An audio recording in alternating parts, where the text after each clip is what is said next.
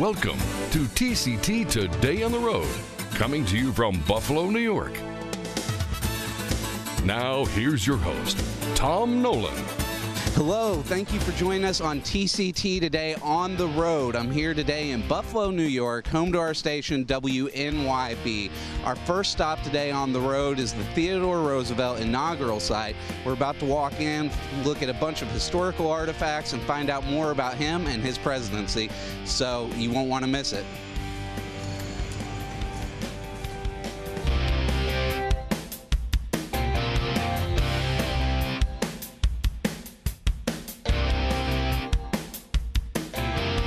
Welcome.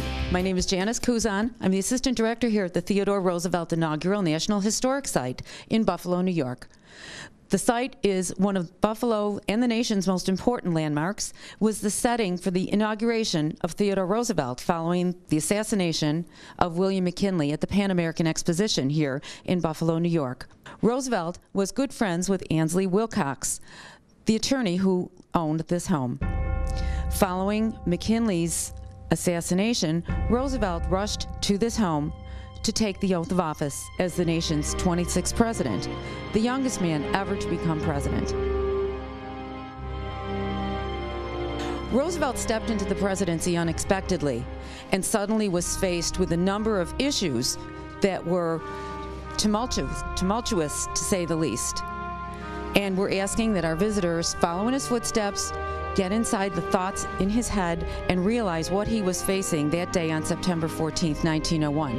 And also, how did he handle it? How did he handle race and urban poverty, immigration, conservation, the U.S. as a global power, and also big business and labor? I think as you take a tour through the house, look at those events at that time, take a look at the way he handled those issues, and are these the same issues we're facing today? I think you'll be surprised.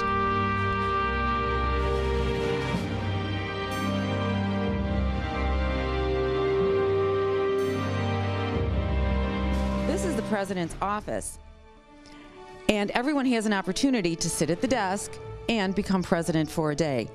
You're welcome to have your picture taken, and a newspaper headline will be sent to your home email.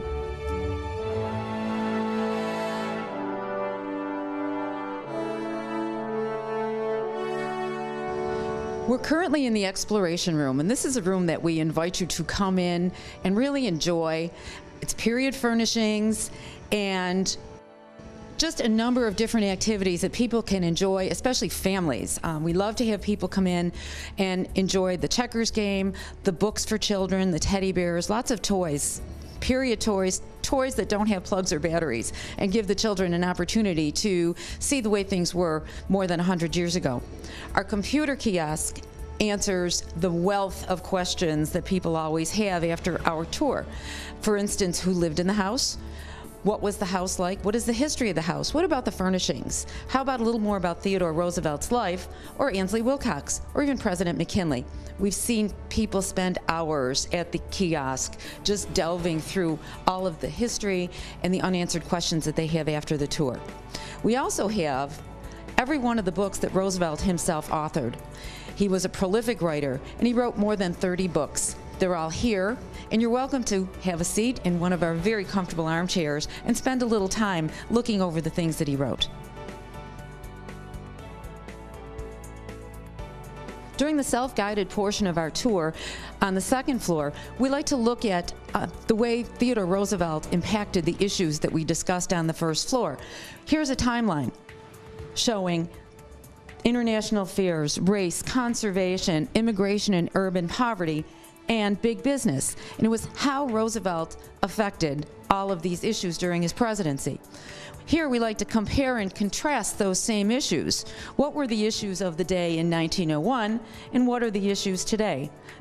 I'm sure you might be a little startled to see that they are exactly the same issues. Here we talk about race. This was an African-American woman in 1901. Here she is today. A visit to the Theodore Roosevelt Inaugural site is certainly a museum experience unlike any you've ever had. Our tour begins here. We welcome you to the Pan American Exposition, a time of celebration joyous jubilation here in Buffalo, New York. Everyone is celebrating the dawn of technology, electricity. Inventions abound. President McKinley visits the exposition and is here to address the citizens of Buffalo. Again, joyous celebration, the mood is optimistic and upbeat, and suddenly a tragedy occurs. Friday, September 6th, 1901. The Pan American Exposition, which had made Buffalo the focus of the world's attention since its opening that May, was nearing an end. On this day, as President William McKinley hosted a public reception in the Temple of Music, tragedy struck. A man named Leon Chagas approached the president as if to shake his hand. Chagas, however, had concealed a handgun and a handkerchief and shot President McKinley twice before he was overpowered. Surgery on the president was quickly performed, but only one of the bullets was found and removed. Following the operation, McKinley was moved to a private home to recuperate.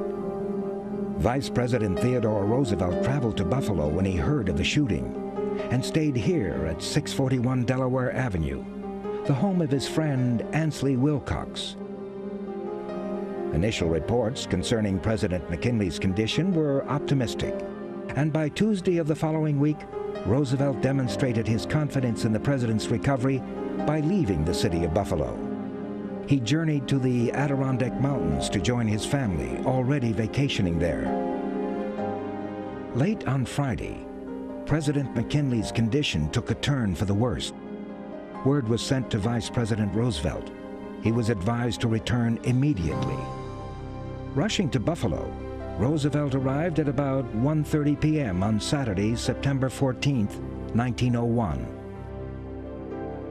President McKinley, however, had died in the early morning hours of the same day. Roosevelt was met by Ansley Wilcox at the train station and brought back to the Wilcox home by horse and carriage. Roosevelt was still wearing his camping clothes, so he borrowed a coat and hat before going to express his sympathies to Mrs. McKinley. He returned to the Wilcox home about 3 o'clock in the afternoon to take the oath of office.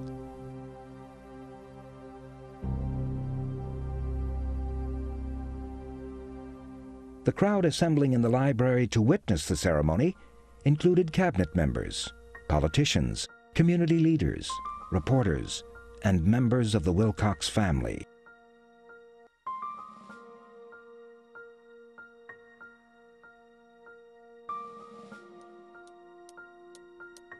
At exactly 3:32 p.m., Secretary of War Elihu Root approached the Vice President. Mr. Vice President, I have been requested by the cabinet of the late president, at least those who are present in Buffalo, all except two, to request that for reasons of weight affecting the affairs of government, that you proceed to take the constitutional oath of President of the United States. I shall take the oath at once, in accordance with your request. And in this hour of deep and terrible bereavement, I wish to state it shall be my aim to continue absolutely unbroken the policy of President McKinley for the peace and prosperity and honor of our beloved country. United States Federal District Court Judge John R. Hazel had been summoned to the Wilcox home to administer the oath of office. Vice President Roosevelt, would you raise your right hand and repeat after me? I do solemnly swear. I do solemnly swear. That I will faithfully execute. That I will faithfully execute. The office of President of the United States. The office of President of the United States. And will to the best of my ability. And will to the best of my ability.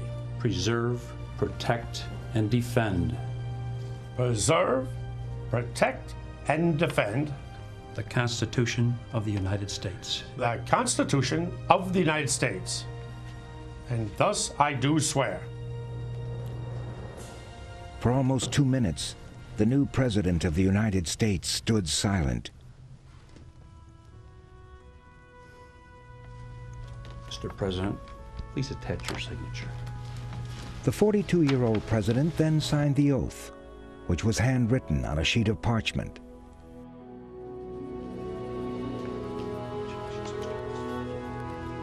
I should like to see the members of the cabinet a few moments after the others have retired. In his first cabinet meeting, held immediately, Roosevelt requested that McKinley's cabinet remain in office to demonstrate continuity in the government. To further downplay the impression of a crisis, it was also decided not to convene a special session of Congress. Later in the evening, as per his discussion with the cabinet, Roosevelt declared a national day of mourning for William McKinley. This was the 5th time that an American president had died in office and been succeeded by his vice president. Guided as much by tradition and by precedent as by law, Roosevelt had assumed office as President of the United States. Though the ceremony was not held in the customary manner or place, and though it lacked the traditional patriotic pageantry, the oath administered had been the same oath of office as repeated by all presidents since George Washington.